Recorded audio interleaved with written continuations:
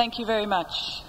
I just wanted to mention that Carolyn Bennett had to leave. You may have seen those lights flashing, I understand. Kim is informing me of these things, that is calling the members of Parliament to the House. So she hopes to come back later on. Dorothy Proctor has asked to speak. Dorothy has often worked out of the CAEFS office and has campaigned for justice for women who have had LSD and other medical experiences done on them while in P4W. Thank you. Thank you for allowing me some time. I don't know how to start. I was taking some notes and the girls were talking. As you heard, I'm a former prisoner. I served my time at P4W. I was sentenced at the age of 17 to 3 years. And as a result of that 3 years, I'm serving a life sentence as a result of what the system did to me when I was in prison.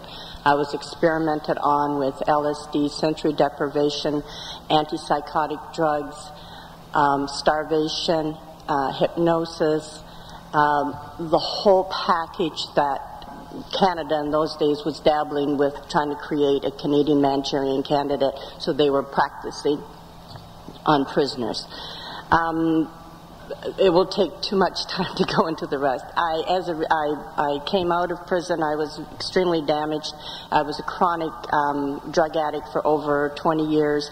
I am happy to report that I am celebrating my 17th year this year of being drug-free. I like a glass of wine once in a while. And I sued CSC for experimenting on me. As a result of that lawsuit, women have come forward and there's going to be a class action. I have won my case. But my notes, thanks. I am a African-Canadian and Mi'kmaq woman from Nova Scotia, and I'm happy to be on Algonquin ground. When a woman, and it seems to me when a woman enters prison, they are labeled as defective. What they are sad, abused, lonely, abandoned, betrayed, usually by the same society that cannot take responsibility for being involved in the woman's downfall in the first place. I recognize the exceptions. For sure, many women are release defective. There are no safety nets with respect to medical, education, jobs, etc. When women return to the free community, they are in an altered state. It should not be expected that they will land on their feet according to the standards of CSC.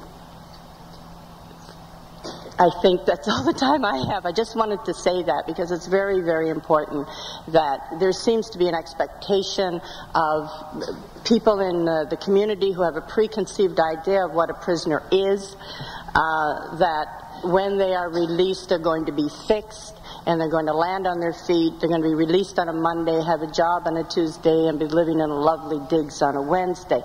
That's not the reality of it, you know, and I just want whoever is the women who are tracking this to understand that. Also, I have an issue with when the parole board first meets us, not me in particular, but women, I speak for the other ladies, they meet us on paper.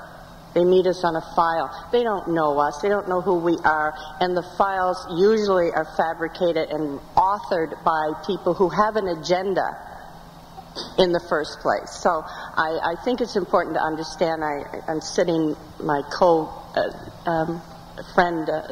my friend there, number 10, is from the parole board, and I think that's what I'm directing that, you know, to the parole board, that, you know, there are more, we're not paper, you know, so that's all I have to say. Thank you.